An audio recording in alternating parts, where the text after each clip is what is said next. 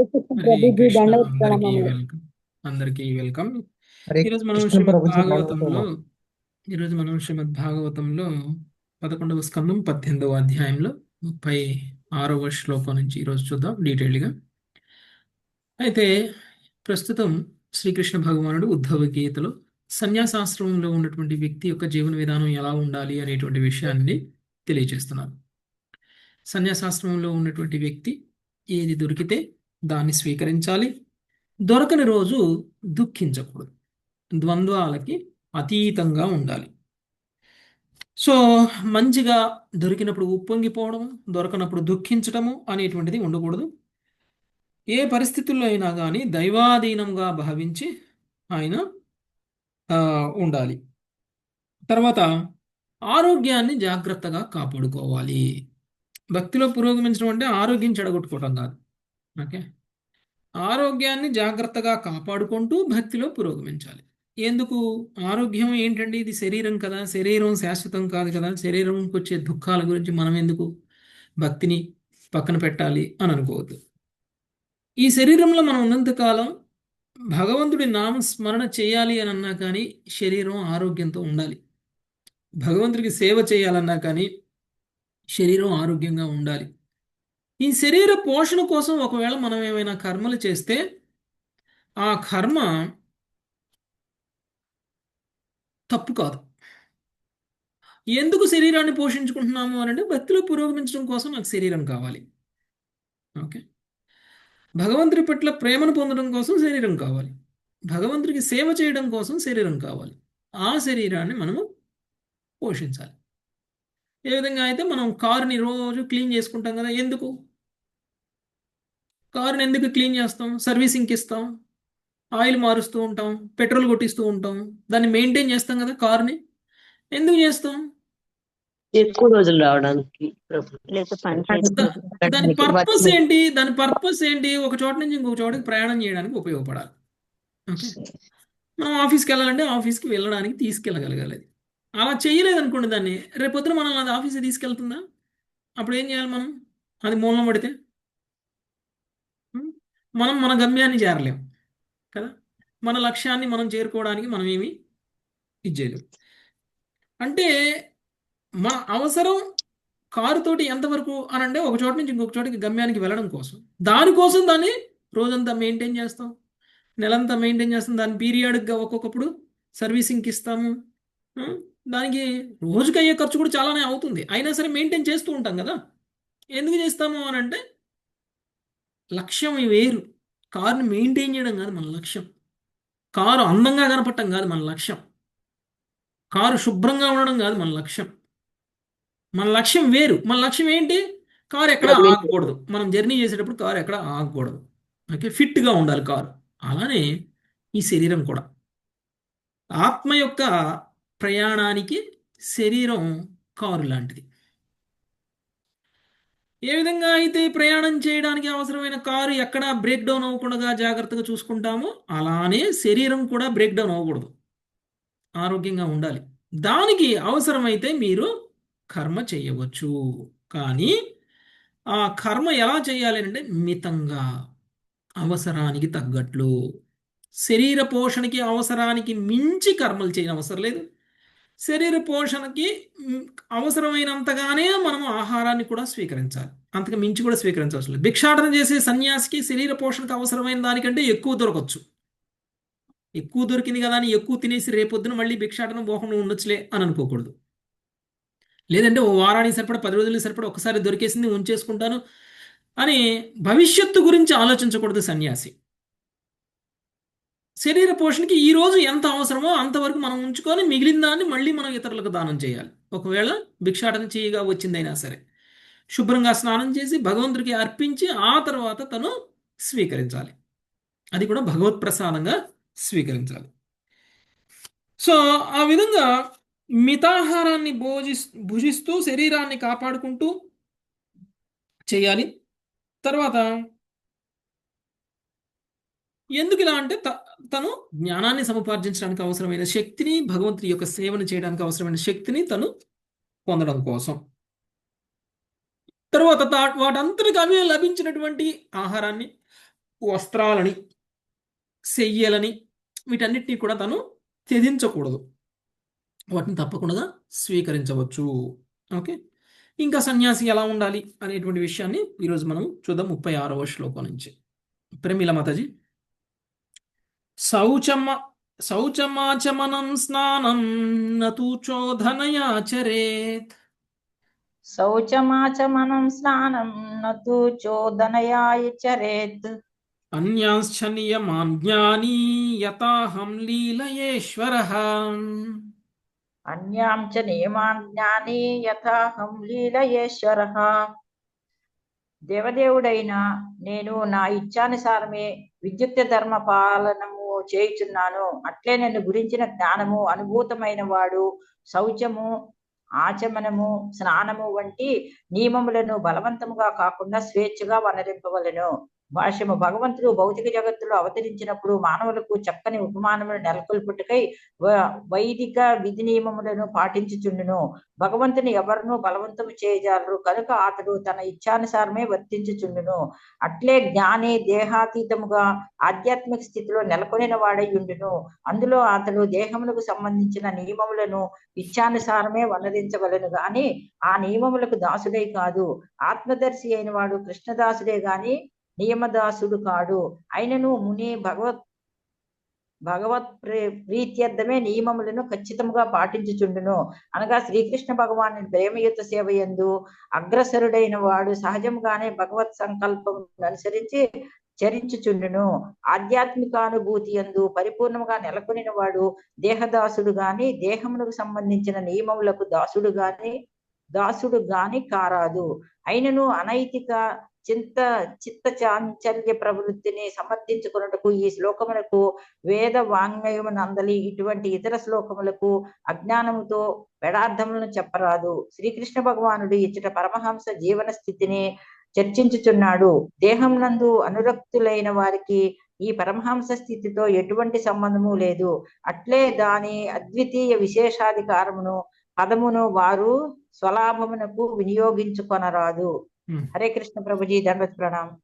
దేవదేవుడునైన నేను నా ఇచ్ఛానుసారమే విద్యుక్త ధర్మపాలనము చేయుచున్నాను. అట్లే నన్ను గురించినటువంటి జ్ఞానము అనుభూతమైన వాడు శౌచము, ఆచమనము, స్నానము వంటి నియమములను బలవంతంగా కాకుండా స్వేచ్ఛగా వనరించవలను. ఓకే. మనం ఆధ్యాత్మిక జీవనంలో ఉన్నటువంటి నియమ నిబంధనలు ఏవైతే ఉన్నాయో వాటన్నిటినీ కూడా మనం స్వచ్ఛందంగా పాటించేంత వరకు కూడా మనము నియమ నిబంధనలు పాటించాలి. రూల్స్, రెగ్యులేషన్స్ అనేటువంటివి సాధక భక్తులకు మాత్రమే ఉంటాయి, పరమహంస స్థితిలో ఉన్నటువంటి భక్తులకి ఉండవు అనేటువంటి విషయాన్ని మనం ఇంతకుముందు చూసాం. పరమహంస స్థితిలో ఉన్నప్పుడు రూల్స్, రెగ్యులేషన్స్ లేకపోయినా కానీ వాటిని పాటిస్తారు, వాటిని చేస్తారు. అందుకని వాళ్ళకి రూల్స్ అవసరం లేదు. మీరు పొద్దున్నే లెగాలి అనే రూల్ పెట్టకపోతే ఎవరు లెగరు కదా. ఒకప్పుడు మనం జపం చేయకుండా ఉన్నప్పుడు మనం ఒక్కొక్కళ్ళం మేము పొద్దున్నే లేవలేమండి, మేము 8 గంటలకు లెగుస్తాం, 7 గంటలకు లెగుస్తాం, అంతకంటే ముందు లేవడం నా వల్ల కాదండి అన్నవాళ్ళు కూడా ఇప్పుడు పొద్దున్నే 4 గంటలకు లెగుస్తారు, మంగళహారతి చూస్తున్నారు, జపం చేస్తున్నారు, 5 గంటలకల్లా మళ్ళీ 6:45 కల్లా మళ్ళీ క్లాస్కి రెడీ అవుతున్నారు, క్లాస్ వింటున్నారు 7:30 తర్వాత. అంటే మనం లేచే టయానికి మనం ఎన్ని పనులు చేస్తున్నామో చూడండి. ఇంతకు ముందు మనము లేచే టయానికి మన సాధన మొత్తం కంప్లీట్ అయిపోతుంది. శ్రవణం, కీర్తనం, స్మరణం అన్నీ స్టార్ట్ అయిపోతున్నాయి మనకి. ఓకే. భక్తిలో అంతగా మనము ఇదైపోయాం. అంటే ఎలా వచ్చింది ఇది? మాతాజీ మీరు మాతో కలిసి ఆధ్యాత్మికంగా పురోగమించాలి అని అంటే మీరు మాతో పాటు పొద్దున్నే లేసి మంగళహారతి చూడాలి, జపం చేయాలి అని రూల్ పెడితే ఆ రూల్ కోసం అవును ఇంకా నాకు శేష జీవితంలో మిగిలింది ఏముంది, నేను ఇది కూడా చేయకపోతే ఎందుకు, పొద్దున్నే లేవడమే కదా, లెగుస్తానులే అని కొన్నాళ్ళు బలవంతంగా లేసి, ఇష్టం లేకపోయినా బలవంతంగా లేసి అందరూ చేస్తున్నారు కాబట్టి మనం కూడా సాధన చేస్తున్నాం. కొన్నాళ్ళ తర్వాత అది ఇష్టంగా మారింది. ఇప్పుడు మీరు లేవకపోయినా పర్వాలేదన్నా కానీ మీరు లెగుస్తారు, మీరు చెయ్యకపోయినా పర్వాలేదన్నా కానీ మీరు చేస్తారు జపం. అంటే ఇప్పుడు మనం చేసేటువంటి సాధన మనం బలవంతంగా చేయట్లా, ఇష్టంగా చేస్తున్నాం. అంటే ఎప్పుడైతే మనం ఇంతకుముందు కూడా చెప్పారు, సత్వగుణయుతమైనటువంటి కర్మలు స్టార్టింగ్లో విషంలాగా ఉంటాయి, తర్వాత అమృతంలా ఉంటాయి. రజోగుణయుతమైనటువంటి కర్మలు స్టార్టింగ్లో అమృతంలా ఉంటాయి, తర్వాత తర్వాత అవి విషంలా మారిపోతాయి. ఇది మనకి కృష్ణుడు చెప్పారు భగవద్గీతలో. ఇప్పుడు మనం ఏదైతే చేస్తున్నామో భగవంతుడికి సంబంధించినటువంటి సేవా కార్యక్రమం ఏదైతే చేస్తున్నామో ఇవన్నీ కూడా శుద్ధ సత్వ గుణంలో ఉన్నటువంటివి. స్టార్టింగ్లో మనకది ఎందుకు వచ్చిన బాధరా నాకు అన్నట్లు ఉన్నాయి. ఎందుకు నేను పొద్దున్నే లేగాలి ఇంత కష్టపడి, అందరూ పడుకునే టైంలో నేను లేగడం ఏంటి, చక్కగా ఇంట్లో వాళ్ళందరూ గురకబెట్టి నిద్రపోతుంటే నేను లేచి స్నానం చేయడం ఏంటి అన్నట్లు ఉంటుంది. స్టార్టింగ్లో మనకు అది కష్టంగా అనిపించినా కానీ తర్వాత తర్వాత అది మనకి ఇష్టంగా మారి లేవకపోతే బాధ కలుగుతుంది, సాధన చేయకపోతే బాధ కలుగుతుంది, తప్పు చేసిన ఫీలింగ్ వస్తుంది. అంటే అప్పటికి మనకు రూల్స్ అవసరం లేకపోయినా కానీ మనం నియమాలని పాటిస్తాం. అందుకనే శ్రీకృష్ణ భగవానుడు కూడా స్వయంగా ఈ భూమి మీద అవతరించినప్పుడు ఈ వైధి నియమాలను పాటించారు. మీరు 10వ స్కందంలో చూసినట్లయితే శ్రీకృష్ణ భగవానుడి యొక్క దినచర్యలు కనుక చూసినట్లయితే ఆయన దినం ఆయన ఆయన రోజు ఎప్పుడు స్టార్ట్ అవుతుందంటే పొద్దున్నే 3-3:30కి స్టార్ట్ అవుతుంది. ఓకే, ఆయన లేవడం, స్నానం చేయడం, ధ్యానం చేయడం, అర్చనలు చేయడం, యాగం చేయడం, దాన ధర్మాలు చేయడం, ఉం? అన్నీ కంప్లీట్ చేసుకునేసరికి తెల్లవారే లోపల అన్నీ కంప్లీట్ అయిపోతాయి. ఆ తర్వాత ఆయన రాజా భవనానికి వెళ్తారు, కోర్టుకి వెళ్తారు. అక్కడ సుధామ సభ ఏమంటారు దాన్ని, ఆ, సభను ఏమంటారు మాతాజీ? సుధర్మ సభ. సుధర్మ సభ అదే చెప్పినట్టున్నారు. ఆ, సుధర్మ సభ. ఆ సుధర్మ సభకి వెళ్తారు. ఓకే, మళ్ళీ సాయంత్రానికి మళ్ళీ అన్ని పనులు పూర్తి చేసుకుని మళ్ళీ సాయంత్రానికి మళ్ళీ ఇంటికి తిరిగి వచ్చేవాడు. కృష్ణుడికి అవసరమా అంత పొద్దునే లేవడం? ఎవరి కోసం లేస్తారు? కృష్ణుడికి అవసరమా ఈ సాధనలన్నీ? కృష్ణుడికి అవసరమా ఈ దాన ధర్మాలన్నీ? ఏం లేదు. ఎందుకు చేశారు అందరికీ ఇవన్నీ? ఆదర్శనీయంగా ఉండడం కోసం. అందరికీ ఆదర్శనీయంగా ఉండడం కోసం కృష్ణుడు చేసి చూపించారు. మనం అందరం కూడా అలా ఉండాలి అని ఆయన కోరుకున్నారు కాబట్టి ఆయన అలా చేసి చూపించడం అనేటువంటిది జరిగింది. కాబట్టి ఆయనే చేసినప్పుడు మనం ఎందుకు చేయకూడదు? కాకపోతే మనము నియమ నిబంధనలు లేకపోతే చెయ్యం, ఇచ్ఛానుసారం చెయ్యం. రూల్స్ కావాలి మనకి. నువ్వు పొద్దున్నే లేవాలి లేకపోతే శని, పొద్దున్నే లేవాలి లేకపోతే కీడు జరిగిద్ది, స్నానం చేసిన తర్వాత ఇంట్లో పనులు చేసుకోవాలి లేకపోతే ఏదో అంటారు కదండి, పిశాచులు తిరుగుతాయి, దెయ్యాలు తిరుగుతాయి ఇంట్లో అని, అరిష్టాలు కలుగుతాయి. ఇష్టాలు జరుగుతాయి. ఇవన్నీ కండిషన్స్ పెడితే తప్ప మనం అలా చెయ్యం. ఓకే, తుమ్మకూడదు, తుమ్మితే బయటికి పోకూడదు, ఇవన్నీ రూల్స్ అనమాట. ఎందుకు అనంటే మనం ఈ కండిషన్స్ అన్ని పెడితేనే మనం శుచిగా శుభ్రంగా ఉంటాం, లేకపోతే శుచిగా శుభ్రంగా ఉండం, మనకు ఉండాల్సిన అవసరం కూడా లేదనుకుంటాం మనం. ఓకే, సో ఈ విధంగా కృష్ణుడు మనందరికీ కూడా ఇవన్నీ కూడా మనకి నేర్పారు. ఆయన పాటించి మనల్ని అందరినీ పాటించాలని నేర్పారు. అంటే ఇదంతా కూడా భగవంతుడి యొక్క సంకల్పం, భగవంతుడి యొక్క ఇచ్ఛానుసారం మనం ఇలా ఉండాలి అనేటువంటిది మనం తెలుసుకోవాలి. ఎప్పుడైతే మనము స్వతహాగా ఇవన్నీ చేయడం వరకు వస్తామో అప్పుడు మనము భగవంతుణ్ణి సేవిస్తాము, భగవంతుని ఇష్టపూర్వకంగా ప్రేమపూర్వకంగా సేవించగలుగుతాం. ఓకే, నెక్స్ట్ ఇంకొకటి, భగవంతుడు ఏర్పాటు చేసినటువంటి సౌకర్యాలు ఏవైతే ఉన్నాయో, మనకి భౌతికమైనటువంటి సౌకర్యాలు ఏవైతే ఉన్నాయో అవన్నీ కూడా మనము ఇంద్రియ భోగం కోసం ఇచ్చినవి కావు. కేవలం ఈ శరీరాన్ని లేకపోతే ఈ శరీరానికి సంబంధించిన ప్రతిదీ కూడా ఇంద్రియ భోగం కోసమే ఇచ్చాడు అనేటువంటి భావనలో కనుక ఉపయోగించినట్లయితే కనుక మనం మూర్ఖులం. నిజానికి అది స్వలాభం కోసం ఇవ్వలేదు, భగవంతుడి యొక్క సేవ కోసం ఇవ్వబడ్డాయి. Okay, next 37 Indumathi Mataji. నహి తస్య వికల్పాఖ్యా యాచ మద్వీక్షయా హత. నహి తస్య వికల్పాఖ్యా యాచ మద్వీక్షయా హత. ఆదేహాంతత్వాచిత్యాతి తతః సంపద్యతే మయా. ఆదేహాంతత్వ చిత్యాతిస్తదః సంపద్యతే మయా. ఆత్మదర్శి నాకు అన్యముగా ఇక దేనిని గాంచడు. ఏలయన నన్ను గురించిన విజ్ఞానము అట్టి మోహభావనను నశింపజేసి ఉండడు. దీపిక ఒక్క నిమిషం ప్రభు. దేహము మనస్సు పూర్వము ఇటువంటి చదువుతున్నాం. భావనకి అలవాటు పడి ఉన్నందున దేహము మనస్సు పూర్వము ఇటువంటి భావనకే అలవాటు పడి ఉన్నందున ఒకప్పుడు అది పునరావృత్తి అగుతున్నట్లు గోచరించును. కానీ ఆత్మదర్శి మరణానంతరము నాతో సమానమైన ఐశ్వర్యమును పొందగలడు.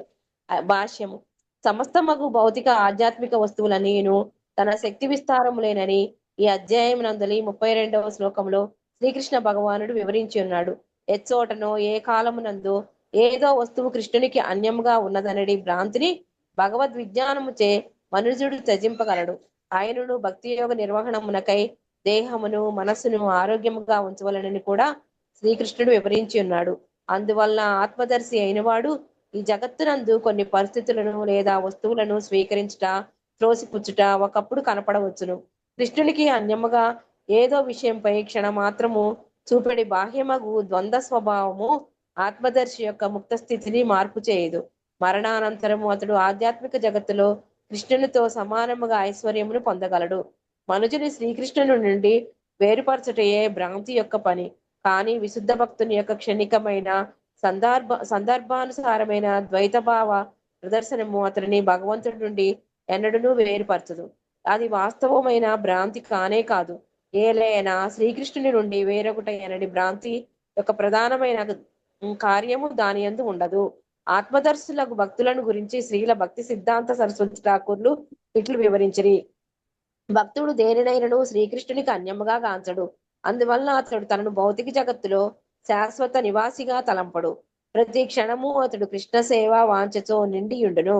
ఇంద్రియ భోగానురక్తులు తమ భోగము కొరకు ఏర్పాట్లు చేసుకొనటతోనే కాలమును గడిపినట్లు భక్తులు కృష్ణ సేవ కొరకు ఏర్పాట్లు చేసుకొనటలోనే రోజంతయు తలమునకలై ఉందురు.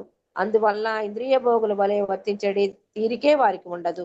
విశుద్ధ భక్తుడు కృష్ణునికి అన్యముగా ఏదో గాంచున్నట్లు సామాన్య వ్యక్తులకు గోచరింపవచ్చును. కానీ వాస్తవమునకు అతడు ముక్తాత్మునిగా తన స్థితి యందు సుస్థిరునిగా నిలిచి ఉండెను. అతడు భగవద్రాజ్యములో ఆధ్యాత్మిక దేహమును పొందుట సునిశ్చితము. సాధారణ లౌకికులు విశుద్ధ భగవద్భక్తుని కలాపమును ఎరగజాలరు. ఈ విధముగా వారు అతనిని తమతో సమానమని తలుచుచు అతని స్థితిని కించపరచుటకు యత్నించవచ్చును. ఆయనను జీవితాంతమున భగవద్భక్తులు సాధించడి ఫలముకు సాధారణ లౌకికులు సాధించడి ఫలముకు అపారమగు భేదముండును. హరే కృష్ణ ప్రభుజీ దండోత్తరం. హరే కృష్ణ. ఆత్మదర్శి అయినటువంటి వాడు నాకు అన్యముగా దేనిని గాంచడు. సో ఫస్ట్ మనకి ఆత్మజ్ఞానం రావాలి. మనం ఈ శరీరం కాదు, మనం ఈ భౌతికం కాదు, మనం ఆధ్యాత్మికమైనటువంటి విశుద్ధమైనటువంటి ఆత్మలము అనేటువంటి విషయాన్ని మనం తెలుసుకున్నప్పుడు ఈ ఆత్మకి కృష్ణుడితో ఉన్నటువంటి సంబంధం ఏంటో మనకు తెలుస్తుంది. అప్పటి వరకు తెలియదు. చాలామంది ఆత్మ జ్ఞానం నేర్చుకుంటే సరిపోతుంది అని అనుకుంటున్నారు. నిజానికి కృష్ణ భక్తి రానటువంటి వ్యక్తులు, కృష్ణుడితో తనకున్నటువంటి సంబంధాన్ని తెలుసుకోలేనటువంటి వ్యక్తులు ఎంత గొప్పగా సాధన చేసినా కానీ, ఎంత గొప్పగా తపస్సులు చేసినా కానీ వాళ్ళు భగవంతుడికి సేవ చేసేటువంటి స్థితిలో భగవంతుడి యొక్క రాజ్యంలో ఉండడం అనేటువంటిది జరగదు. వాళ్ళకి మహా ఉంటే భగవంతుడి యొక్క ఐశ్వర్యాలను వాళ్ళు పొందుతారు. ఓకే, భక్తి రాకుండా మిగిలింది ఏదొచ్చినా కానీ, సిద్ధులు వచ్చినా ఏదొచ్చినా కానీ ఐశ్వర్యాలే తప్ప భగవంతుడి యొక్క ధామంలో మనము భగవంతుడి యొక్క సేవ చేసేటువంటి స్థితికి మనము వెళ్ళలేము. కానీ ఎప్పుడైతే మనం ఈ యొక్క అస్తిత్వాన్ని మనం తెలుసుకోగలుగుతామో, ఎప్పుడైతే మనం ఆత్మదర్శనం అవుతామో, అప్పుడు మనకి ఎక్కడ చూసినా కానీ భగవంతుడే కనిపిస్తాడు. దేన్ని చూసినా కానీ భగవంతుడే కనిపిస్తాడు. ఇంతకుముందు 32వ శ్లోకంలో చెప్పినట్లు సమస్త భౌతిక ఆధ్యాత్మిక విషయాలు ఏవైతే ఉన్నాయో అన్నీ కూడా శ్రీకృష్ణ భగవాను నుంచే వచ్చాయి. వాటన్నిటికీ కూడా మూలము కృష్ణుడే అనేటువంటి విషయం కృష్ణుడే స్వయంగా ఉద్ధవుడితో చెప్పేశారు 32వ శ్లోకంలో. మీరు ఏం చూసినా ఏం చూడలేకపోయినా అన్నిట్లో నేనే ఉన్నా, అన్నీ నా నుంచే వచ్చాయి, అన్నిటికీ నేనే మూలం అనేటువంటి విషయాన్ని చెప్పారు. ఆ విషయాన్ని తెలుసుకోగలుగుతాడు ఆత్మదర్శి అయినటువంటి వ్యక్తి. ఇక తనకు చూస్తున్నదంతా ఏది భౌతికంగా కనపడదు, తను చేస్తున్న పని కూడా ఏది భౌతికం కాదు. లౌకికమైనటువంటి వ్యక్తులకి విశుద్ధ భక్తులు చేసేటువంటి పనులు భౌతికంగా కనిపించినా కానీ, వాళ్ళు చేసేటువంటి పనులు లౌకికమైనటువంటి వ్యక్తులకి అర్థం కాకపోయినా కానీ, లౌకికమైనటువంటి వ్యక్తులు ఆధ్యాత్మికంగా పురోగమించినటువంటి వ్యక్తిని మూర్ఖుడుగా భావించినా కానీ, ఒక ఆధ్యాత్మికంగా పురోగమించి కృష్ణ భక్తి భావంలో ఉన్నటువంటి వ్యక్తి మరణం తర్వాత పొందేటువంటి లక్ష్యం ఏదైతే ఉంటుందో, మరణం తర్వాత పొందేటువంటి లాభం ఏదైతే ఉంటుందో, ఆ లాభాన్ని భౌతికమైనటువంటి వ్యక్తి ఎగతాళి చేసినా, హేళన చేసినా, నచ్చినా నచ్చకపోయినా, పిచ్చివాడు అని అనుకున్నా కానీ ఆ భౌతికమైనటువంటి వ్యక్తి సాధించలేడు. ఓకే, అంత లాభం, అంత ప్రయోజనం అనేటువంటిది ఆధ్యాత్మికంగా పురోగమించినటువంటి వ్యక్తికి ఉంటాయి. ఓకే, సో కాబట్టి మనము ఆధ్యాత్మికంగా పురోగమించినటువంటి వ్యక్తిని చూసి మనం పురోగమించలేదు ఎందుకు అలా అని అనుకోవాలి తప్ప, ఎందుకు ఈ మనిషి ఇలా సమయాన్ని వృధా చేస్తుండో అనేటువంటి భావనలో మనం ఉండకూడదు. నిజానికి లౌకికంగా ఉన్నటువంటి వ్యక్తే సమయాన్ని వృధా చేస్తున్నారు, ఆధ్యాత్మికంగా ఉన్నటువంటి వ్యక్తి సరి అయిన విధంగా సమయాన్ని వాడుకుంటున్నారు. ఓకే, కానీ మోహమాయలో ఉండడం వల్ల, అజ్ఞానంలో ఉండడం వల్ల లౌకికంగా ఉన్నటువంటి వ్యక్తి మేము ఎంజాయ్ చేసినట్టు వీళ్ళు ఎంజాయ్ చేయట్లేదు, మేము సంపాదించినట్టు వీళ్ళు సంపాదించట్లేదు, మేము సమయాన్ని ఎంత ఎఫెక్టివ్గా ఉపయోగించుకుంటున్నామో అంత ఎఫెక్టివ్గా వీళ్ళు ఉపయోగించుకోవట్లేదు, వీళ్ళు సమయాన్ని వృధా చేస్తున్నారని వాళ్ళు అనుకుంటారు, ఉల్టా అనుకుంటారు వాళ్ళు. ఓకే, సో అది వాళ్ళకి మరణం తర్వాత పొందేటువంటి స్థితి వాళ్ళకి తెలియదు కాబట్టి అలా వాళ్ళు భావిస్తారు. నెక్స్ట్ 38వ శ్లోకం రామారావు ప్రభు. దుఃఖో హరే కృష్ణ ప్రభుజీ. దక్కేషు కామేషు జాత నిర్వేద ఆత్మవాన్. దుఃఖో దర్కేషు కామేషు జాత నిర్వేద ఆత్మవాన్. అజిజ్ఞాసితమద్ధర్మో మునిం గురుం ముపవ్రజేత్. అజిజ్ఞాసితమద్ధర్మో మునిం గురుముఖ ఉపవ్రజేత్. హరే కృష్ణ. ఇంద్రియ భోగ ఫలము దుఃఖమే అని ఎరింగి ఇంద్రియ భోగము పట్ల విరక్తుడైన వాడు ఆధ్యాత్మిక పూర్ణత్వమును కోరినను నన్ను పొందని విధమును గంభీరంగా విశ్లేషించని వాడు అయిన మనుజుడు ప్రామాణికుడు విద్వాంసుడు అయిన గురువును ఆశ్రయించబడడం. హరే కృష్ణ. భాష్యము.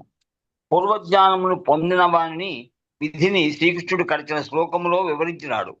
ఇక ఆత్మానుభూతిని కోరుతూ భౌతిక జీవితం నుండి విరక్తుడైనను కృష్ణభక్తి భావనకు సంబంధించిన పరిపూర్ణ జ్ఞానము లోపించిన వాని స్థితిని ఆ దేవదేవుడు ఇప్పుడు చర్చించుతున్నాడు.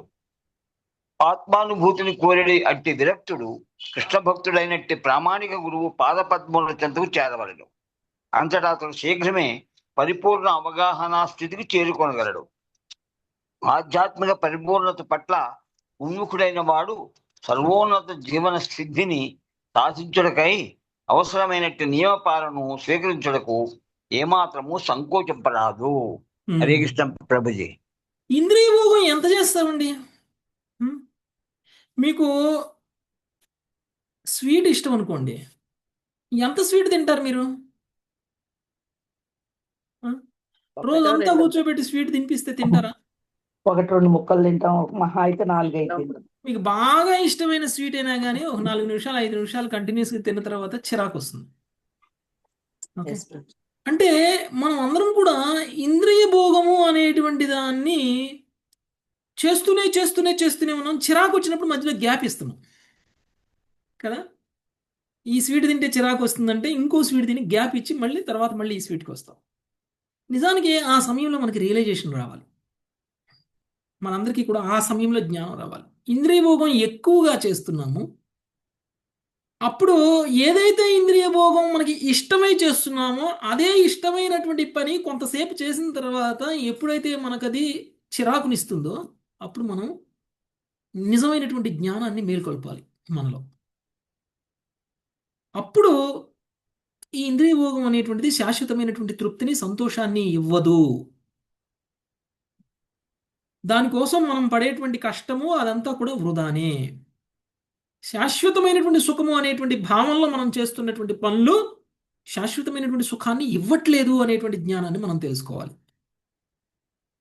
కొంచెం వైరాగ్యము అనేటువంటిది మొదలవ్వాలి అక్కడ.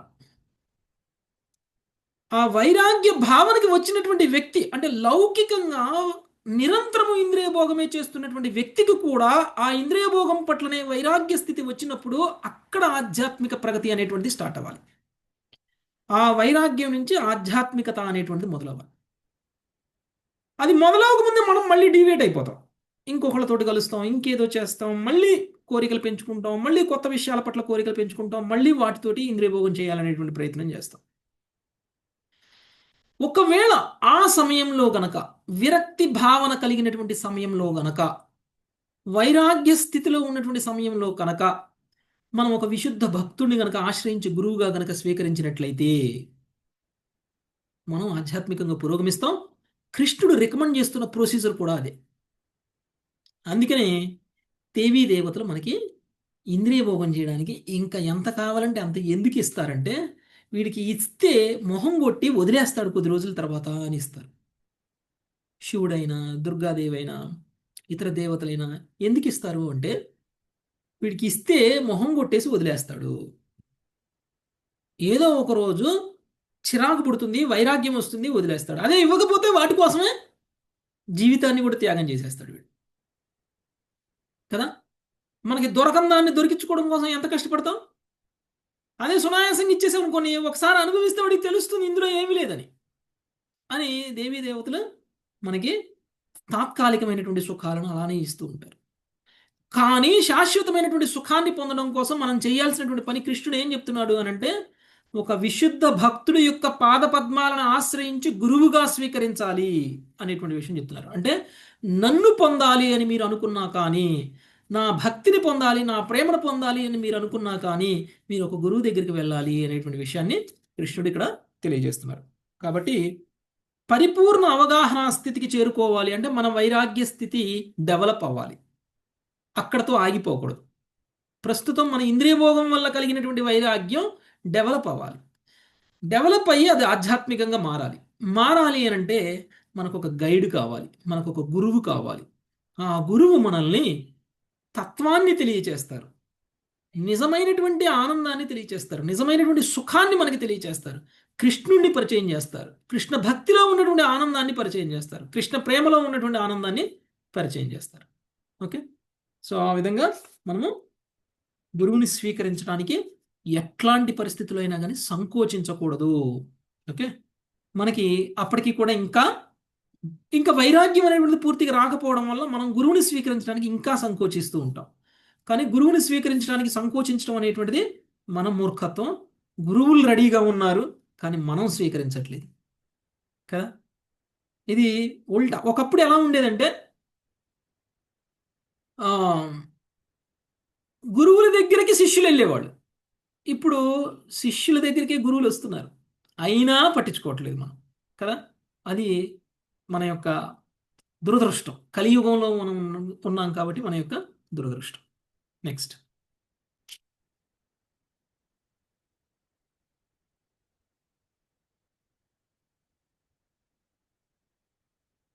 సునీత మాతాజీ. తావత్పరిచరేద్భక్తః శ్రద్ధావాననసూయకః तावत्परिचरेत् भक्तः श्रद्धावाननसूयकः యావద్బ్రహ్మ విజానీయాన్ మామేవా గురుమాదృతః ब्रह्म विजानीयान् मामेव గురుమాధృతః. భావం: ఆధ్యాత్మిక జ్ఞానము స్పష్టంగా అనుభూతమగునంత వరకు భక్తుడు నాకు అభిన్నుడగు గురువును శ్రద్ధతోనూ గౌరవంతోనూ అసూయ రాహిత్యముతోనూ సేవించవలెను. భావం: యస్య ప్రసాదాత్ భగవత్ ప్రసాద. భగవత్ కరుణను మనుజుడు ప్రామాణికుడకు గురుదేవుని కరుణ ద్వారానే పొందగలడు అని గురువాష్టకంతో శ్రీల విశ్వనాథ చక్రవర్తి ఠాకూర్లు పలికియుండిరి. గురువుచే ఆధ్యాత్మిక జ్ఞానమును బడిసిన భక్తుడు భగవత్ కార్యములో నేరుగా పాల్గొనటకు యోగ్యుడగును. గురుదేవుని కార్యమును ముందుకు నడిపించుచు వియోగములో చేసేది గురుసేవ అత్యున్నతమైన భక్తి స్వరూపమని శ్రీల ప్రభుపాదులు సర్వదా నొక్కి చెప్పేవారు. సేవ చేయుచు గురువు చెంత వేచి ఉండుటను ఈ శ్లోకమునందలి పరిచర్య తన పదము సూచించును. అనగా గురువుపదేశమును స్పష్టంగా అనుభూతమునర్చు కొనని వాడు మాయలో పతనం చెందకుండుటకై గురువుకు దగ్గరలోనే ఉండవలెను. కానీ గురు కరుణచే అనుభవ జ్ఞానమును సంపాదించిన వాడు కృష్ణ భక్తి భావనను ప్రచారం చేయుటకు ప్రపంచమంతటను పర్యటించుచు గురుదేవుని కార్యమును విస్తృతపరచవచ్చును. Thank you. ఆధ్యాత్మిక జ్ఞానమును స్పష్టంగా అనుభూతమగునంత వరకు భక్తుడు నాకు అభిన్నుడగు గురువుని శ్రద్ధగా గౌరవంతోనూ అసూయారాహిత్యముతోనూ సేవించవలను. నాకు అభిన్నుడు అనేటువంటి విషయాన్ని ఇక్కడ కృష్ణుడు చెప్తున్నారు. ఎవరి గురించి చెప్తున్నారు? గురువు గురించి చెప్తున్నారు. అందుకని శిష్యుడి యొక్క భావన కూడా గురువు కృష్ణుడితో సమానంగానే చూస్తాం మనం. ఓకే, కృష్ణుడికి గురువుకి వేరువేరుగా మనము చూడము. గురువును పూజిస్తే కృష్ణుడు పూజించినట్లే. కృష్ణుడే అంటున్నారు నాకే అభిన్నుడైనటువంటి గురువు అంటే ఎవరైతే ప్రాతినిధ్యం వహిస్తారో ఆ ప్రాతినిధ్యం వహించేటువంటి వ్యక్తి ఎవరికైతే ప్రాతినిధ్యం వహిస్తున్నారో ఆయనతో సమానం. ఇప్పుడు మన ఊరికి ఎవరైనా ఒక కలెక్టర్ వచ్చాడు అనుకోండి, వస్తే మనం ఆయన్ని ఎలా భావిస్తాము? గవర్నమెంటే వచ్చింది అన్నట్టు భావిస్తాం. గవర్నమెంట్ ఉద్యోగం వస్తే గవర్నమెంట్ వచ్చినట్టు భావిస్తాం. యాక్చువల్గా కలెక్టర్ ఎవరండి? గవర్నమెంట్కి సేవకుడు కదా. సో ఆయన ముందు ఏం చెప్పినా గవర్నమెంట్కి చెప్పినట్లే మనం భావిస్తాం. లేదంటే ఒక మంత్రి పిఏ వచ్చాడు అనుకోండి, మంత్రి వచ్చిన దాంతో సమానంగా భావిస్తాం. ఆ మంత్రి పిఏకి ఏం చెప్పినా ఎలాంటి సన్మానం చేసినా కానీ మంత్రికి చేసిన దాంతోనే సమానంగా భావిస్తాం. అలానే గురువు కూడా భగవంతుడి యొక్క ప్రతినిధి. భగవంతుడికి సంబంధించినటువంటి తత్వాన్ని తెలియచేసేటువంటి వాళ్ళందరూ కూడా భగవంతుడి యొక్క ప్రతినిధులే. అలాంటి ప్రతినిధిని మనము సత్కరించాలి, అలాంటి ప్రతినిధిని మనము పూజించాలి, అలాంటి ప్రతినిధికి మనము సేవలు చేయాలి. అంటే గురువుకి సేవ చేయకుండా భగవంతుడికి సేవ చేయడం అనేటువంటిది సాధ్యం కాదు. యశ ప్రసాదాత్ భగవత్ ప్రసాదే అంటే మనము గురువు ద్వారా కరుణను పొందకుండగా భగవంతుడి కరుణను పొందడం అనేటువంటిది సాధ్యం కాదు. గురువును పూజించకుండా భగవంతుడిని పూజించడం అనేటువంటిది సాధ్యం కాదు. గురువుకి సేవ చేయకుండా భగవంతుడికి సేవ చేయడం అనేటువంటిది సాధ్యం కాదు. మరి గురువుకి ఎలా సేవ చేయాలండి అని అడగచ్చు. గురువుకి సేవ రెండు రకాలుగా చేయొచ్చు. ఒకటి వప్పు సేవ, రెండు వాణీ సేవ. వప్పు సేవ అంటే ఆయన శారీరక అవసరాలు చూసుకోవడం, స్నానం చేయించడం, బట్టలు వేయించడం, ఆయన బట్టలు ఇస్త్రీ పెట్టడం, ఆయన రూము శుభ్రం చేయడం, ఆయనకి కావాల్సినటువంటి బట్టలకి ఇస్త్రీ చేయడం, ఆయన ఏర్పాట్లన్నీ చేయడం, ఎక్కడికన్నా వెళ్ళాలంటే కారు డ్రైవ్ చేయడం, కారులో కూర్చోబెట్టుకోవడం, తీసుకెళ్ళడం, ఆయన కీర్తన చేస్తుంటే ఆయన కీర్తనకి కావాల్సిన ఏర్పాట్లు చేయడం, ఆయన లెక్చర్ చెప్తుంటే లెక్చర్కి కావాల్సిన ఏర్పాట్లు చేయడం, ఆయనకు అన్ని రకాల సేవలు చేయడం. ఓకే, ఇలాంటి సేవలు చేయడం అనేటువంటిది వప్పు సేవ. మరి అందరికీ అలాంటి సాధ్యమవుతుందా? సాధ్యం కాదు. కాబట్టి మనం ఏం చేయొచ్చు? వాణీ సేవ చేయొచ్చు. నిజానికి వప్పు సేవ కంటే వాణీ సేవ ఉత్తమమైనది. వాణి సేవ ఏం చేస్తుంది అంటే గురువు యొక్క లక్ష్యాన్ని ముందుకు తీసుకువెళ్ళడం కోసం ఉపయోగపడుతుంది. గురువు ఏదైతే చెయ్యాలి అని అనుకున్నాడో అది మనము చెయ్యాలి. గురువు ప్రచారం చేయాలి, అందరికీ కృష్ణ భక్తిని ఇవ్వాలి అని అనుకుంటున్నారు. మనము గురువు యొక్క ఇన్స్ట్రక్షన్గా భావించి దాన్ని మనం గనక చేసినట్లయితే అది కూడా గురువు సేవే అవుతుంది. ఒప్పు సేవ వాణి సేవలో ఏది ఉత్తమం అంటే మనం వాణి సేవే ఉత్తమం అని చెప్తాం కదా.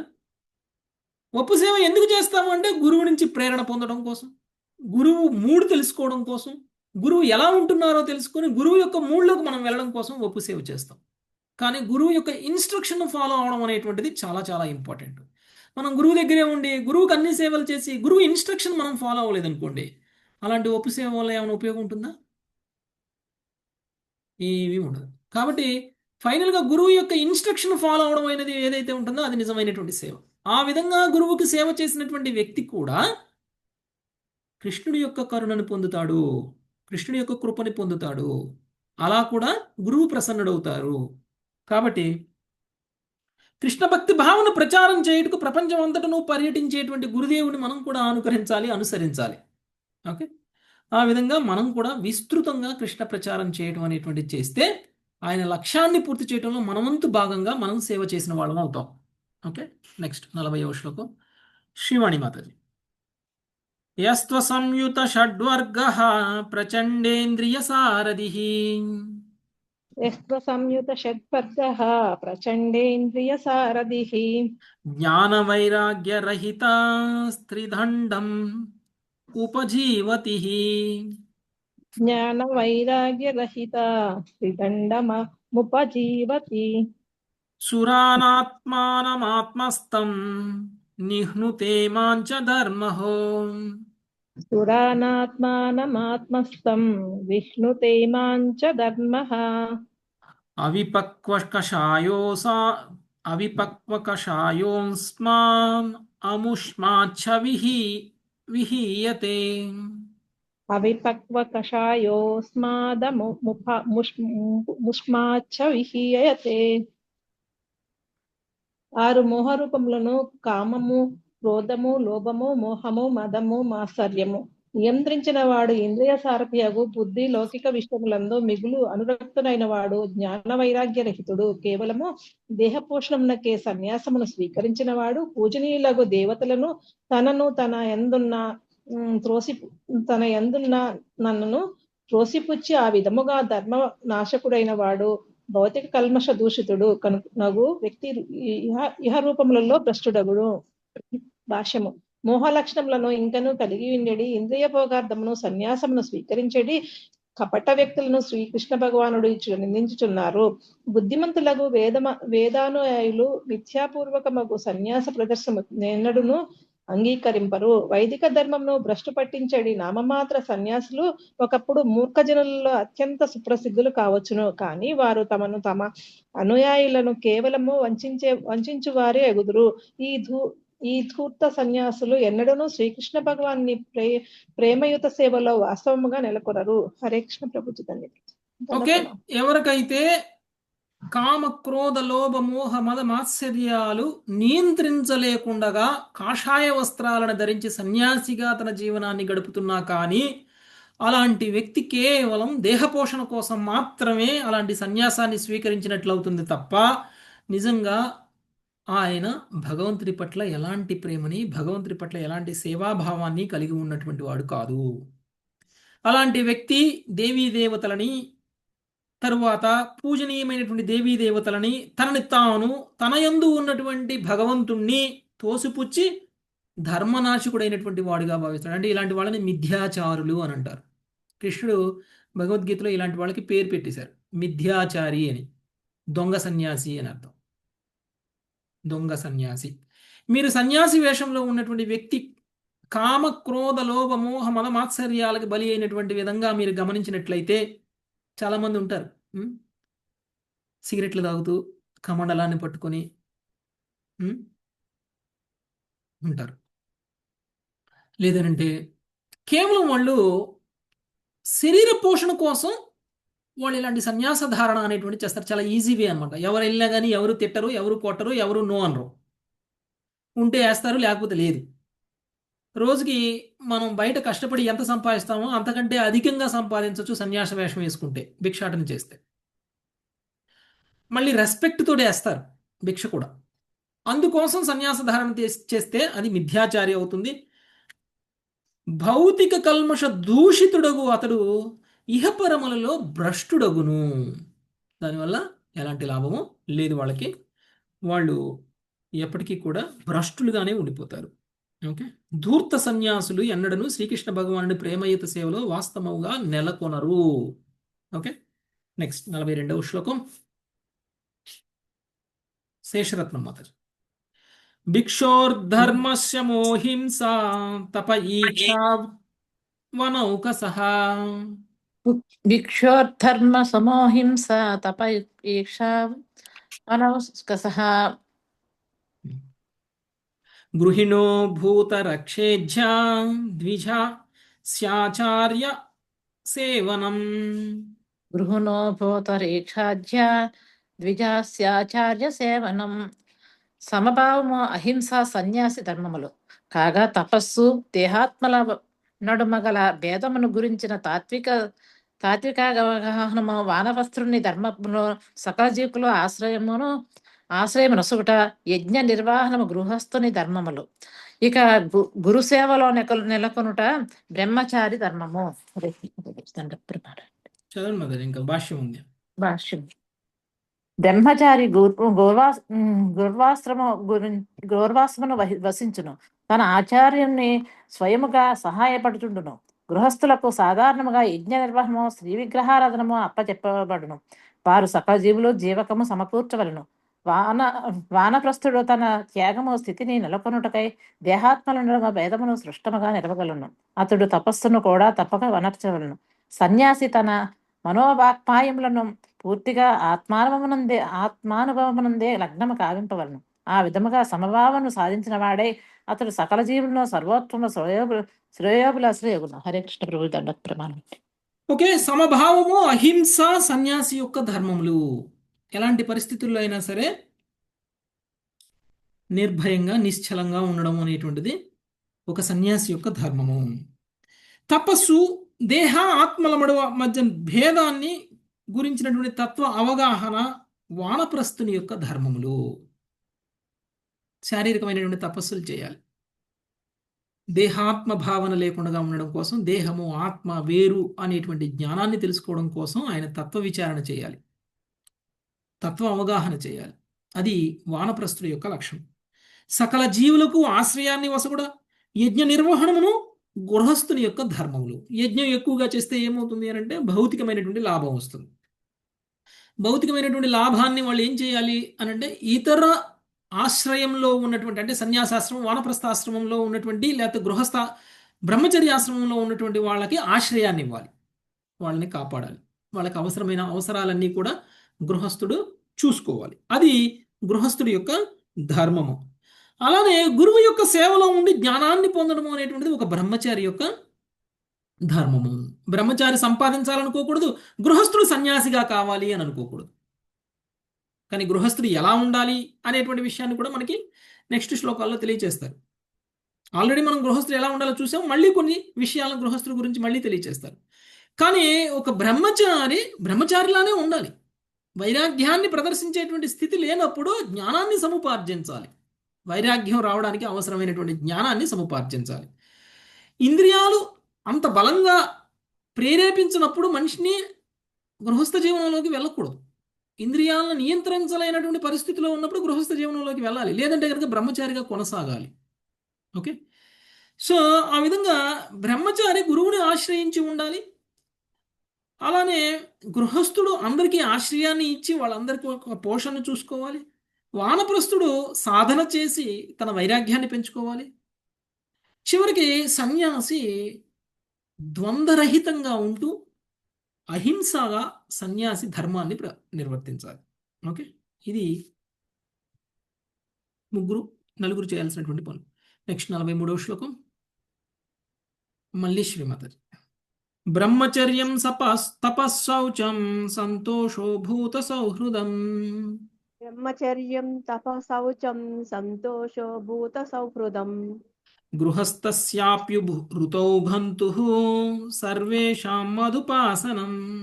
గృహస్థస్యాప్యుఋతౌ గతుః సర్వేషాం మధుపాసనం. సంతానోత్పత్తికి నిర్దేశించబడిన సమయంలోనే గృహస్థుడు తన భార్యతో జతకూడవలను. అన్యదా అతడు బ్రహ్మచర్యమును, తపస్సును, దేహమును శుభ్రతను, సంతోషమును, సకల జీవులతో మైత్రిని కలిగి ఉండవలను. వర్ణాశ్రమ భేదభావము లేకుండా మానవులందరూ నన్నే ఉపాసించవలసియే ఉండును. ప్రభుపాదుల వారి భాష్యమునకు జై. వర్ణాశ్రమ విధానమును అనుసరించి వారందరూ తప్పగా శ్రీకృష్ణ భగవాన్ని అర్చించవలననియు, లేనిచో తమ పదము నుండి పతనము చెందడి ప్రమాదమున్నదనియు సర్వేషాం మధుపాసనం అను పద సముదాయము సూచించును. నా భజంత్య వజానంతి స్థానద్భ్రష్ట్య పతంత్యథ అని శ్రీమద్ భాగవతం 11.5.3 నందు తెలపబడినది.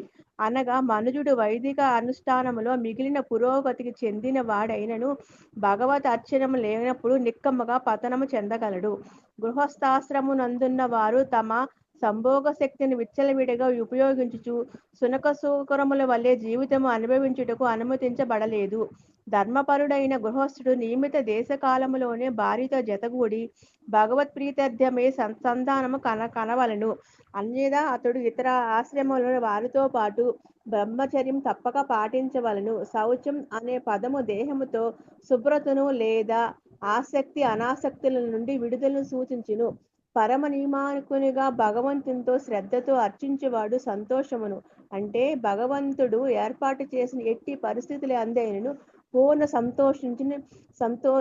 సంతుష్టిని అనుభవింపగలడు. ఎల్లరి యందు శ్రీకృష్ణుని గాంచుచు అతడు ఎల్లర్లకు శ్రేయోభిలాషి మిత్రుడు, బోత్సృత్ కాగలడు. హరే కృష్ణ ప్రభు.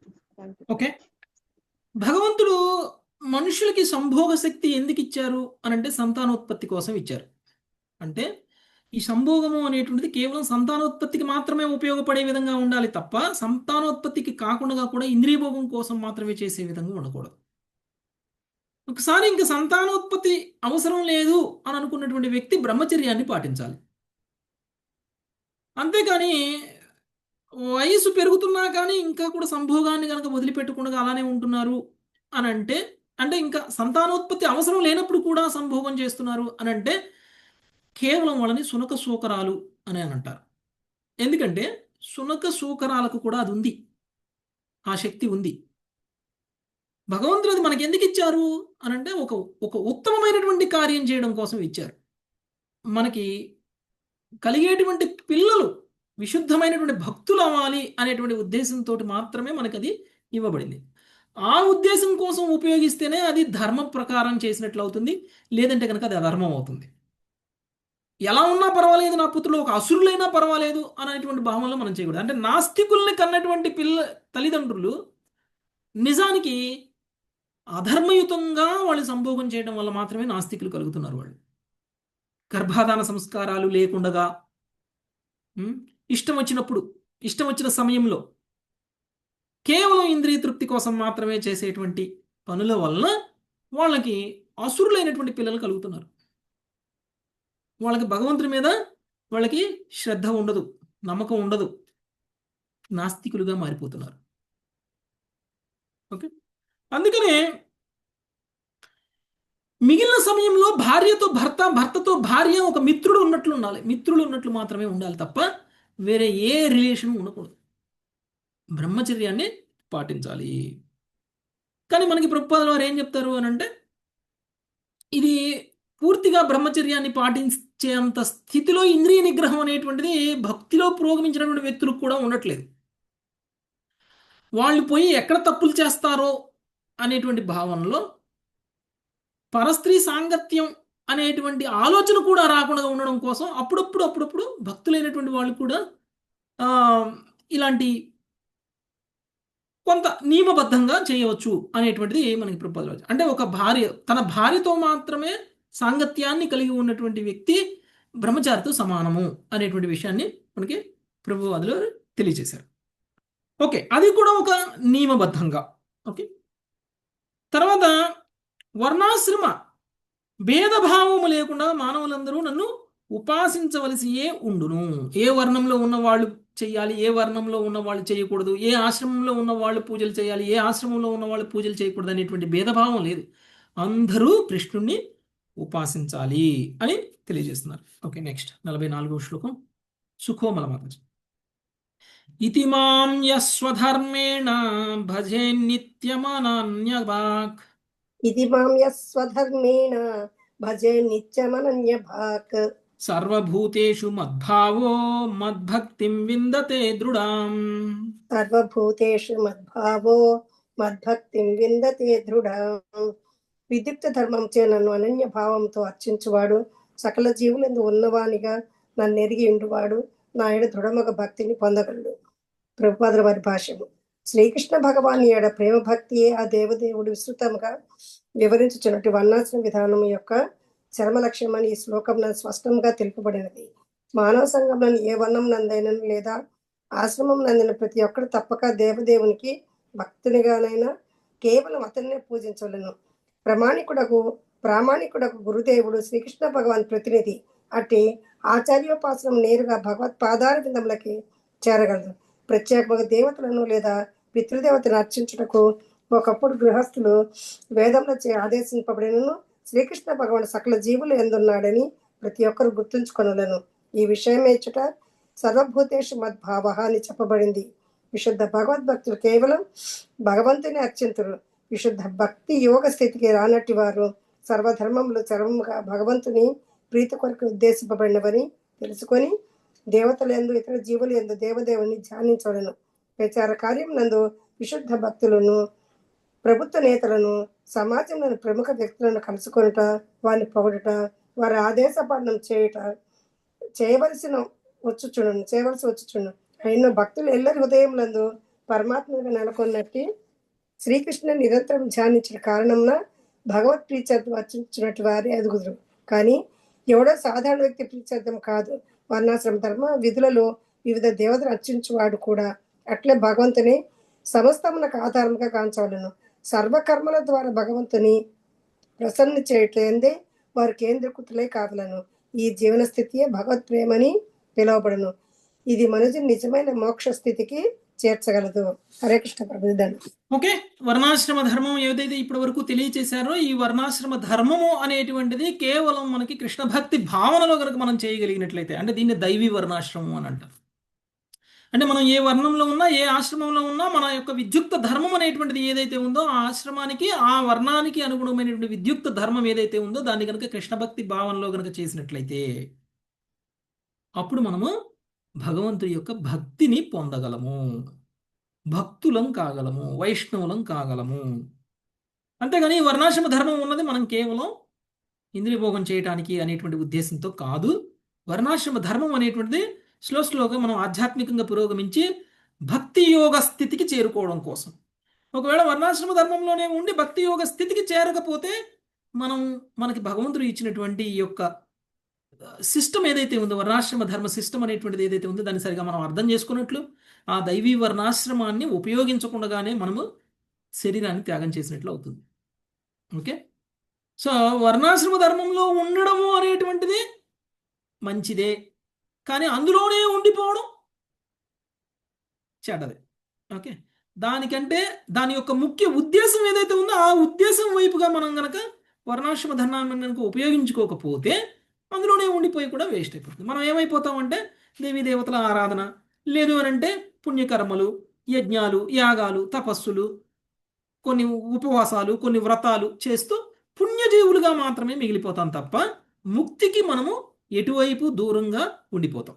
ముక్తిని సాధించడానికి దగ్గరగా కూడా వెళ్ళం. అలా కాకుండా కృష్ణ భక్తి భావంలో కనుక పురోగించినట్లయితే మనుషుడు మోక్ష స్థితికి చేరగలడు. నెక్స్ట్ 45వ శ్లోకం లక్ష్మీ రూపమాతాజీ. హరే కృష్ణ. భక్తోద్ధవానపాయిన్యా సర్వలోక మహేశ్వరం భక్తోద్భవానపాయిన్య సర్వలోక మహేశ్వరం సర్వోత్పత్త్యప్యయం బ్రహ్మ కారణం మోపయాతి సహా. సర్వోత్పత్త్యయం బ్రహ్మ కారణం మోపయాతి సహా. ఉద్ధవ, నేను సర్వలోక మహేశ్వరుడను. ఈ జగత్తుకు చరమకారకుడనైన దానిని సృష్టి విలయమును కావించుచుందును. ఈ విధముగా నేను పరబ్రహ్మనై ఉన్నను. అఖండమగు భక్తితో నన్ను అర్చించువాడు నన్ను చేరగలడు. భాష్యము. శ్రీమద్ భాగవతము నందలి ప్రథమ స్కందములో 1.2.11 వివరింపబడినట్లు శ్రీకృష్ణ భగవాను నిరాకార బ్రహ్మము, హృదయస్థ పరమాత్మ, చరమముగా సర్వ కారణమగు దేవాది దేవుడనడి 3 రూపములలో తెలియబడును. జ్ఞానులను తన శరీర కాంతితో లీనము చేసుకొనుచు సిద్ధయోగులకు హృదయస్థ పరమాత్మునిగా ప్రకటితమగుతూ శ్రీకృష్ణ భగవానుడు తుట్టతుద్దకు తన విశుద్ధ భక్తులను సచ్చిదానందమయ జీవనమునకై స్వధామమునకు చేర్చును. హరే కృష్ణ ప్రభుజీ, ధన్యవాదాలు. మనకున్నటువంటి యోగ విధానాలన్నీ కూడా ఒక్కొక్క మెట్టు ఎక్కుకుంటూ భక్తి యోగ స్థితికి రావడం కోసమే ఇవ్వబడ్డాయి. భక్తి యోగ స్థితికి వచ్చినటువంటి వ్యక్తి విశుద్ధ భక్తుడుగా తెలియబడతాడు. ఆ వ్యక్తి ద్విభుజ రూపంలో ఉన్నటువంటి శ్రీకృష్ణ భగవాను ఆరాధిస్తాడు. నిజమైనటువంటి భక్తి యోగంలో కూడా ఉన్నతమైనటువంటి స్థితి అంటే ద్విభుజ రూపంలో ఉన్నటువంటి కృష్ణుణ్ణి ఆరాధించేటువంటి వాడు. సర్వలోక మహేశ్వరుడిని నేను, ఈ జగత్తుకు చరమకారకుడిని నేనే, దాని సృష్టి విలయములకు కావించుచూ ఉంటాను. ఈ విధంగా నేను పరబ్రహ్మమునై ఉన్నాను. అఖండమగు భక్తితో నన్ను అర్చించువాడు నన్ను చేరగలడు. ఎవరైతే అఖండమైనటువంటి భక్తి, అఖండమైన భక్తి అంటే భక్తి ప్రభు, శుద్ధ భక్తి, ప్యూర్ లవ్, ప్యూర్ డివోషన్. ఇంకా ఇందులో మళ్ళీ ఇంతకుముందు చెప్పినట్టు వ్యవసాయాత్మిక బుద్ధి అని చెప్పారు కదా, అంటే ఒకే ఒక లక్ష్యం, కృష్ణుడే లక్ష్యం. అఖండమైన భక్తి అంటే అది. ఇంకా వేరే వేరే లక్ష్యాలు ఉండకూడదు. ఒకరోజు ఒక లక్ష్యం, ఇంకో రోజు ఇంకో లక్ష్యం, ఇంకొక రోజు ఇంకో లక్ష్యం కాదు. కృష్ణ ప్రేమని పూర్తిగా పొందాలి, కృష్ణ ప్రేమను మాత్రమే పొందాలి, మిగిలిన ప్రేమలతో పాటు కృష్ణ ప్రేమ అన్నట్లు కాదు. అది అఖండమైన భక్తి అంటే. నేను ఈ దేవీ దేవతల్ని ఆరాధిస్తాను, ఆ దేవీ దేవతల్ని ఆరాధిస్తాను, కృష్ణుని కూడా ఆరాధిస్తాను అంటే అది అఖండ ప్రేమ అవ్వదు. ఓకే, అఖండ ప్రేమ అంటే కేవలం అకుంఠితమైనటువంటి భక్తి, కలుషితం కానటువంటి భక్తి, విభాజితం కానటువంటి భక్తి. అంటే మన ఇంట్లో అందరినీ ఎలా ప్రేమిస్తామో అలా కాకుండా, అంటే మన ప్రేమ విభజింపబడుతుంది అన్నమాట. కొంచెం పిల్లాళ్ళ కోసం, కొంచెం భర్త కోసం, కొంచెం అత్తమామల కోసం, కొంచెం తల్లిదండ్రుల కోసం, కొంచెం మనవాళ్ళ కోసం, కొంచెం మనవరాళ్ళ కోసం. కదా? అలానే ఉంటుందా మన ప్రేమ? ఆ? ఎస్ ప్రభుజీ. అవును ప్రభు, అవును. అలానే భక్తి కూడా కొంచెం కృష్ణుడి కోసం, కొంచెం శివుడి కోసం, కొంచెం దుర్గాదేవి కోసం, కొంచెం వినాయకుడి కోసం, కొంచెం లక్ష్మీదేవి కోసం అలా ఉండకూడదు. అలా ఉండకుండా కేవలం కృష్ణుడి కోసమే ఉండాలి భక్తి అనేటువంటిది. కృష్ణుడి మీద అఖండితమైనటువంటి భక్తితో గనక అర్చించినట్లయితే మనము ఆయన యొక్క ధామానికి వెళ్ళగలము, లేకపోతే లేదు. సింపుల్. ఎవరికైతే ముక్తి కావాలనుకుంటున్నారో వాళ్ళకి ఇది ప్రాసెస్. ఓకే, నెక్స్ట్ 46వ శ్లోకం. శిరీష మాతాజీ. ఇతి స్వధర్మ నిర్నిక్త తత్వో సత్వో నిర్జ్ఞాతమద్ధతి इति स्वधर्म निर्निक्त सत्त्वो निर्ज्ञातामद्गतिः జ్ఞాన విజ్ఞాన సంపన్నో న చిరాత్ సముపైతి మాం. ज्ञान विज्ञान సంపన్నో నచిరాత్ సముపైతి మాం. ఈ విధముగా స్వధర్మ నిర్వహణముచే తన అస్తిత్వమును పునీతమునర్చుకొనిన వాడు, నా మహోన్నత స్థితిని పూర్తిగా నెరిగిన వాడు, జ్ఞాన విజ్ఞాన యుతుడు నైన మనుజుడు ఆ అచిరకాలంలో నన్ను పొందగలడు. హరే కృష్ణ ఎంతో ప్రభు. సమయం పట్టదు భగవంతుడిని పొందడానికి. అచిరకాలంలో అంటే స్వల్ప సమయంలోనే. భగవంతుడి దృష్టిలో సమయం స్వల్ప సమయం అంటే ఎంతో, మన దృష్టిలో స్వల్ప సమయం అంత కాదు. మనం 100 జన్మలు కూడా ఆయన దృష్టిలో స్వల్ప సమయమే కదా. మన 1,00,000 జన్మలు కూడా ఆయనకి స్వల్ప సమయమే. ఒక చీమ బ్రతుకు ఎంత అండి బ్రహ్మ దృష్టిలో? కానీ అదే చీమకి ఒక ఆయు పరిమాణం ఎంత అంటే చాలా సంవత్సరాలు బ్రతుకుతున్నా అని ఫీల్ అవుతుంది చీమ. ఒక దోమ కూడా నేను ఇంకా చాలా బ్రతికేశాను అని అనుకుంటుంది. కానీ దోమ క్షణంలో చచ్చిపోతుంది. పుట్టిన దోమ వారం రోజుల్లో చచ్చిపోతుంది మనం చంపకపోయినా. ఓకే, కానీ ఈ వారం రోజుల్లోనే 100 మంది పిల్లల్ని పెట్టి చచ్చిపోతుంది అది. అది దోమ యొక్క కెపాసిటీ. 100 మంది పిల్లలను కన్నా ఇంకా నేను ఏం పని చేయాలి ఈ లోకంలో అనుకుంటుంది దోమ. ఓకే, సో మన పరిస్థితి కూడా అదే. మనకు 100 సంవత్సరాలు ఉంటే అబ్బా నేను ఎంతో బతికేశాను, 4 పిల్లగాళ్ళకి జన్మనిచ్చాను, వాళ్ళని సెటిల్ చేశాను, వాళ్ళు ఉద్యోగాలు చేస్తున్నారు, వాళ్ళకి ఆస్తులు ఇచ్చాను, ఐశ్వర్యాలు ఇచ్చాను, ఇంక నేను ఏం చేయాలి, ఇంకా నాకు ఈ లోకంలో పని ఏంటి అనుకుంటాం. ఈ 100 జన్మల కాలాన్ని, సారీ 100 సంవత్సరాల కాలాన్ని. కానీ ఇలాంటి 100 సంవత్సరాల కాలం భగవంతుడికి చిటిక కూడా వేయకముందే అయిపోతుంది. మనం ఇలాంటి 100 సంవత్సరాల ఒక్కొక్క జన్మ ఎంతైతే ఉందో అలాంటి 100 జన్మలు కలిపినా కానీ భగవంతుడికి ఒక క్షణం కూడా కాదు. అందుకనే భగవంతుడు అచిరకాలం అంటే మనం అనుకుంటున్నాం ఇవాళ భక్తి మొదలు పెడితే రేపు వచ్చేస్తుందని అనుకుంటాం. కానీ భగవంతుడు ఏం చెప్తున్నా అంటే స్వధర్మ నిర్వహణ చే తన అస్తిత్వాన్ని పునీతమనర్చుకోవడం అనేటువంటిది స్టార్ట్ చేయాలి. అది ఒక జన్మతో అయ్యేది కాదు. అదృష్టవంతులమై ఉండి మనం వర్ణాశ్రమ ధర్మాన్ని బైపాస్ చేసి డైరెక్ట్గా కృష్ణ భక్తి భావంలోకి వచ్చేసాం. కృష్ణ భక్తిలోకి వచ్చినటువంటి వాళ్ళు వర్ణాశ్రమాల్లోనే ఉండి కనుక మనం భక్తి వరకు చేరుకోవాలంటే ఇంకా కొన్ని జన్మలు పడుతుంది. బహుశా మనం ఇంతకు ముందు జన్మలు ఏవైతే ఉన్నాయో వాటిలో మనం వర్ణాశ్రమ ధర్మంలో పుణ్యాలు చేసుకుంటూ వచ్చి ఉండొచ్చు, పుణ్యకర్మలు చేస్తూ ఉండొచ్చు. కొన్ని 100 జన్మలు మనం వర్ణాశ్రమంలో ఉండి ఇప్పుడు మనం కృష్ణ భక్తి భావంలోకి వచ్చి ఉండొచ్చు. మనం తెలియదు మనకి ఎలా వచ్చామనేది. మనం అందరం అనుకుంటాం. ఇంకొక ముఖ్యమైనటువంటి విషయము, ఎన్ని 100 జన్మలు 1000 జన్మలు వర్ణాశ్రమంలో ఉన్నా భక్తుడు అవ్వాలని రూల్ ఏం లేదు. భక్తుడు అవ్వాలంటే ఇంకొక విశుద్ధ భక్తుడి యొక్క కరుణ ఉండాలి మీ మీద. ఎవరో ఒక భక్తుడు మీకోసం ప్రార్థన చేస్తే తప్ప మీరు భక్తులు కారు. నా పూర్వజన్మ సుకృతి, నా పూర్వజన్మలో నేను చేసినటువంటి పుణ్యం, నా పూర్వజన్మలో నేను చేసినటువంటి దానం ధర్మం కారణంగా నేను ఈరోజు కృష్ణ భక్తిలోకి వచ్చాను అని అనుకుంటే అది తప్పు. మన కోసం ఎవరో భక్తులు ప్రార్థించారు, వీళ్ళు భక్తులు అవ్వాలి అని కోరుకున్నారు, వీళ్ళకి కృష్ణ భక్తిని ప్రసాదించు అని కోరుకున్నారు. మనం కోరుకుంటాం కదా, మా పిల్లలు బాగుండాలి, మా పిల్లలు ఆధ్యాత్మికంగా పురోగమించాలి అని అందరం కలిసి ప్రార్థన చేద్దాం అని అనుకుంటాం కదా, ఆరోగ్యంగా ఉండాలని. మనం అందరం ఎలా ప్రార్థన చేస్తున్నాం అంటే భక్తులు చేసేటువంటి ప్రార్థన చాలా పవర్ఫుల్, చాలా పవర్ఫుల్. ప్రార్థనలో చాలా ఉందండి విషయం. మనం అనుకుంటాం చాలా లైట్ తీసుకుంటాం. ఏముందండి అందరూ హరే కృష్ణ మహామంత్రం ఒకసారి చెప్తున్నారు, ఏంటి వీళ్ళు చేసే ప్రార్థన, దానివల్ల మనకు వచ్చే తేడా ఏంటి అని అనుకుంటాం. చాలా పవర్ఫుల్. విశుద్ధ భక్తులు చేసేటువంటి ప్రార్థన చాలా పవర్ఫుల్. వాళ్ళు ఏం కోరుకుంటే అది జరిగిద్ది. భగవంతుడు వాళ్ళ మాటను నిజం చేయడానికి ఏమైనా చేస్తారు. అందుకనే విశుద్ధ భక్తులు ప్రార్థిస్తే మనం అందరం భక్తులు అయ్యాం. ఎవరైనా చెప్పండి, ఎవరో ఒక భక్తుడు సహాయం చేయకుండా మీరు భక్తులకు వచ్చారా?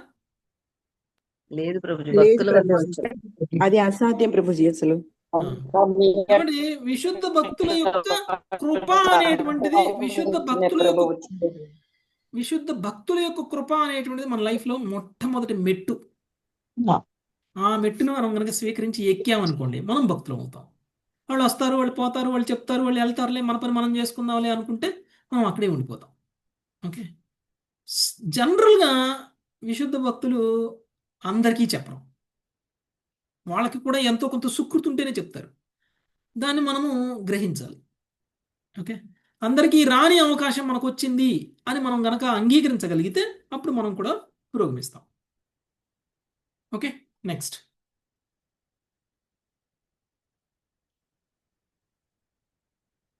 నలభై ఏడు అయిపోయిందా కాలేదుగా? ఓకే, రోజా మాతాజీ. హరే కృష్ణ. వర్ణాశ్రమవతాం ధర్మ ఏష ఆచార లక్షణ. చెప్పుకుందాం మాతాజీ, రెండే శ్లోకాలు, ఈ రెండు శ్లోకాలు కంప్లీట్ చేద్దాం. వర్ణాశ్రమవతాం ధర్మ ఏష ఆచార లక్షణ. వర్ణాశ్రమవతాం ధర్మ ఏష ఆచార లక్షణ. సయేవ మద్భక్తియుతో నిశ్రేయసకరః పరః. సయేవ మద్భక్తియుతో నిశ్రేయసకరః పరః. ఈ వర్ణాశ్రమ పద్ధతిని అనుసరించు వారు ప్రామాణిక ఆచార్య లక్షణయుతమగు ధర్మములను పాటింతురు. అట్టి వర్ణాశ్రమ ధర్మములను ప్రేమతో నాకు అర్పించినప్పుడు అవి జీవిత పరమ సిద్ధిని కలగజేయగలవు. భాష్యము. వర్ణాశ్రమ పద్ధతిని అనుసరించి వివిధ వర్ణాశ్రమ సభ్యులు పితృదేవతారాధనము వంటి పలు ఆచార విధులను కలిగి ఉందురు. అట్టి సకల మగు వైదిక అనుష్ఠానములను, కర్తృవులను, తపస్సును శ్రీకృష్ణ పాదార విందులకే సమర్పించవలెనను. అప్పుడు అవి భగవద్ధామమును చేరుటకై దివ్య సాధనములు కాగలవు. అనగా కృష్ణ భక్తి భావనయే లేదా శ్రీకృష్ణుని ప్రేమ భక్తియే ప్రగతిశీల మానవ జీవన సారాంశమై ఉన్నది. హరే కృష్ణ. నెక్స్ట్ 48వ శ్లోకం, లీలాకారిణి మాతాజీ. ఏతత్తే విహితం సాధో భవాన్ పృచ్ఛతి యచ్చమాం. హరే కృష్ణ ప్రభు. ఏతత్తే అభిహితం సాధో భవాన్ పృచ్ఛతి యచ్చమాం. యథా స్వధర్మ సంయుక్తో భక్తో మాం సమయాత్ పరం. యథా స్వధర్మ సంయుక్తో భోక్తా మాం సమయాత్ పరాం. హరే కృష్ణ ప్రభు. ఉద్ధవ, స్వధర్మము యందు చక్కగా నెలకొన్నప్పుడు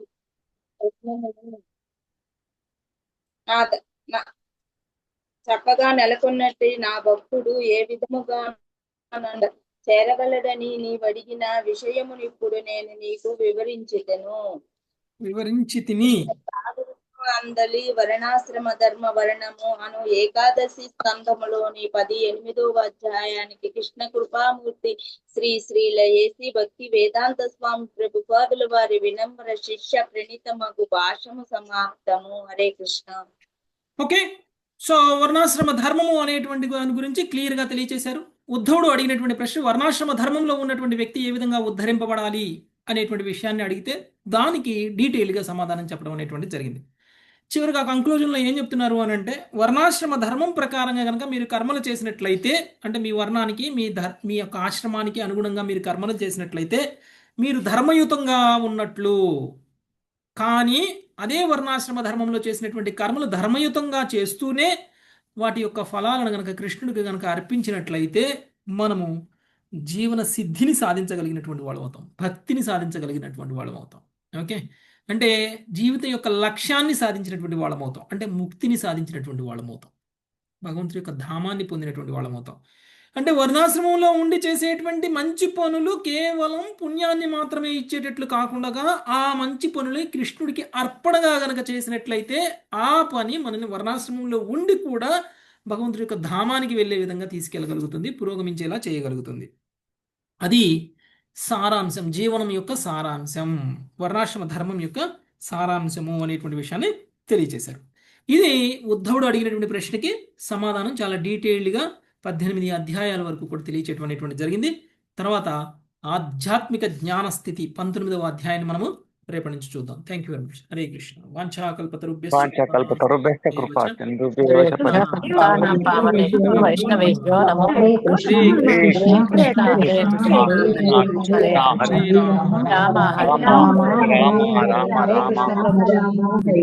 హరే కృష్ణ ప్రభుజీ. Thank you very much. Hare Krishna.